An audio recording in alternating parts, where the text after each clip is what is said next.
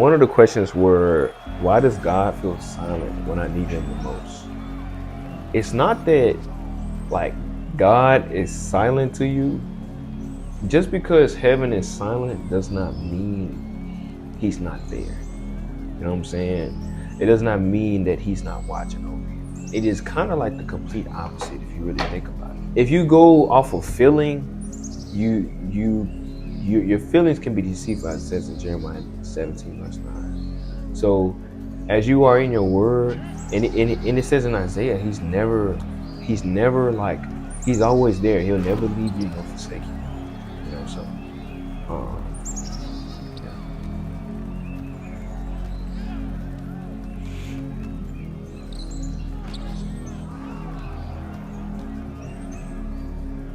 am I a bad Christian for questioning my faith? Not necessarily, but do not bring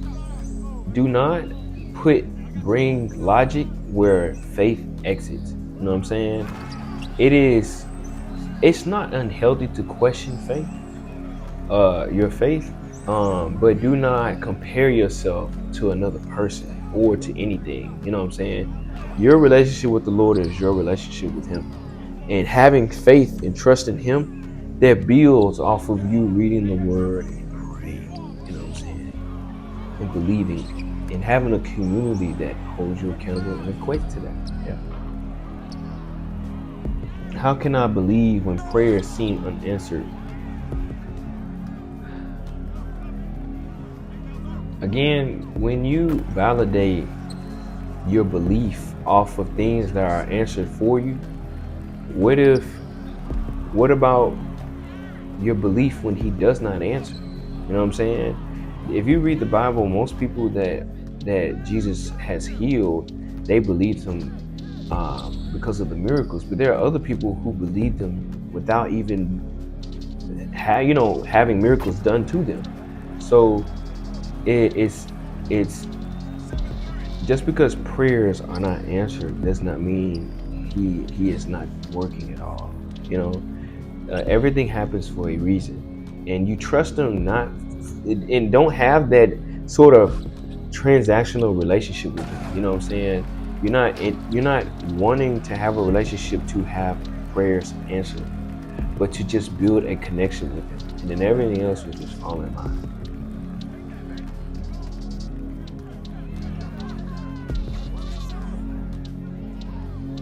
Why do I keep struggling with the same sin? It's not that you are struggling with the same sin.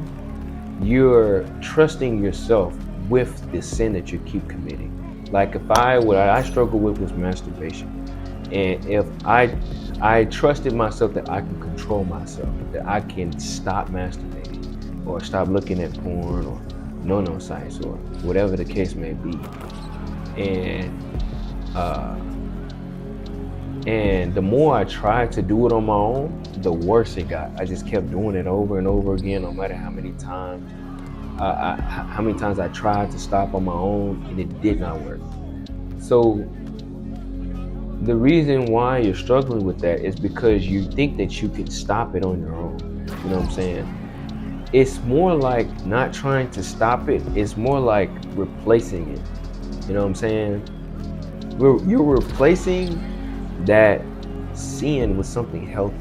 You know, for me, I just believe, and also believing that word. Like, there's one of my friends who struggled with lust, and all he did was crush women, even dating sites and stuff like that.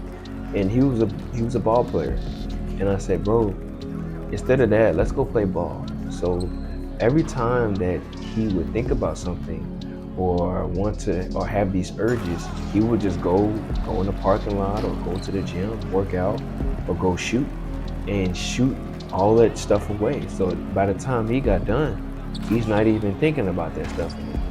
So it's not that he removed it, he just replaced it.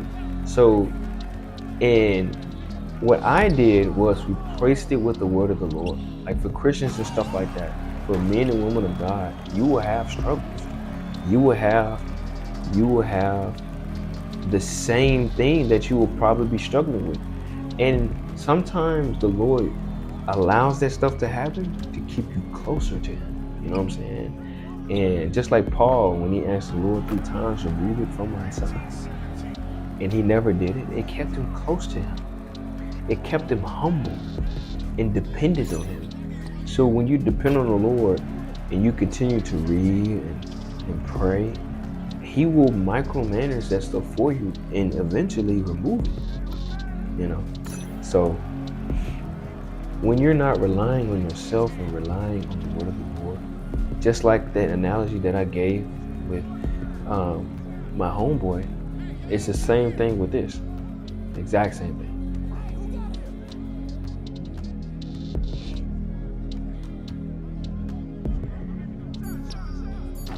Has God forgiven me, or has God forgiven me really? Hebrews 10:14 says, He has perfected them that are sanctified forever. He has perfected forever them that are sanctified forever. Then Jesus came down to die for our sins in a way of forgiveness. It says, I think it says that it speaks about this in Hebrews and Matthew. You know what I'm saying?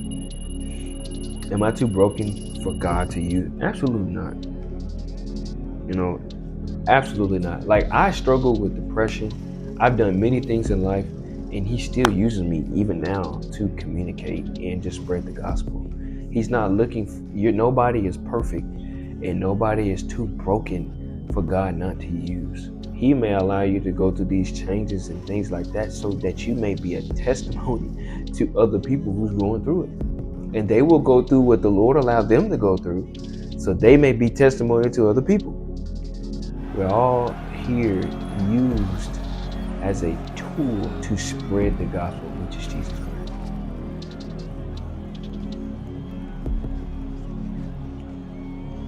Christ. Why do I feel guilty after repenting? That is the enemy. Condemnation does not come from God. Conviction comes from the Holy Spirit.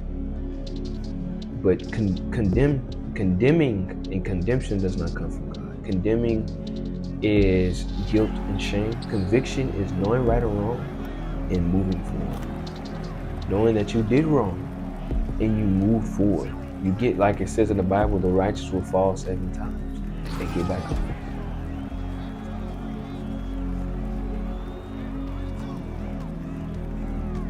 Why would a loving God allow this pain? We do not appreciate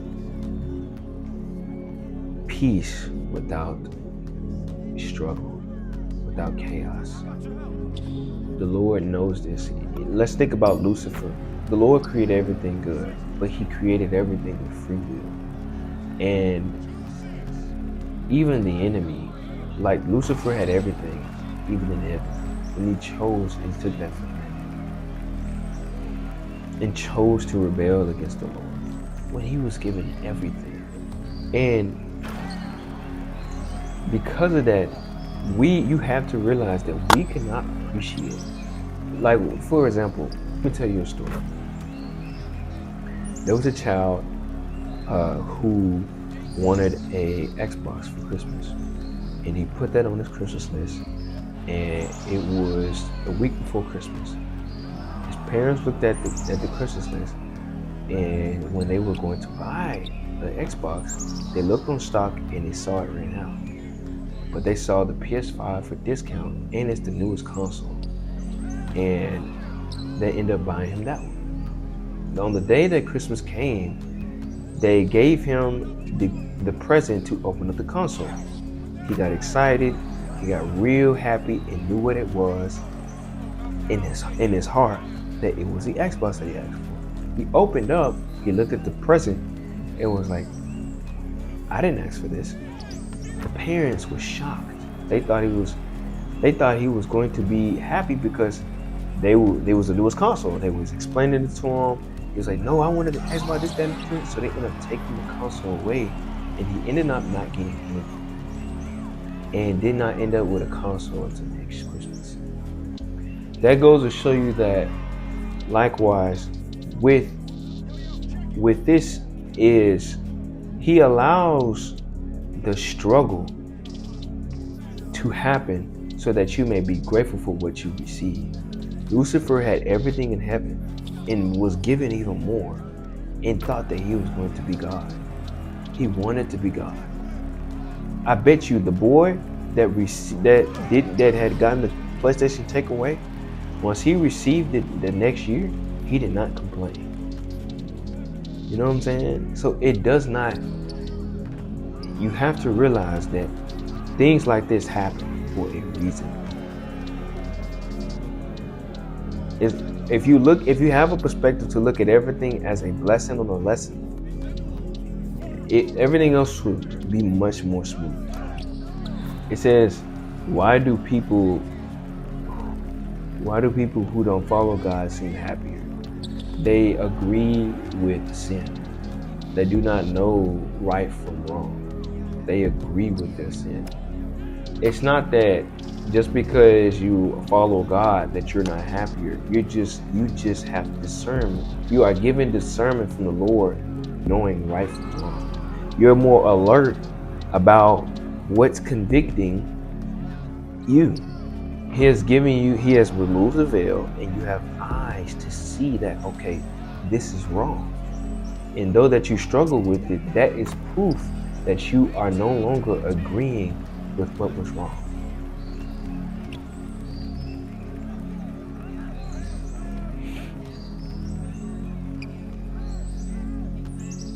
Thank you guys for that, Lord. And y'all stay tuned if y'all want more questions answered or want my input on it or anything like that. Let me know. I thank y'all. It is your boy Siege, and we out.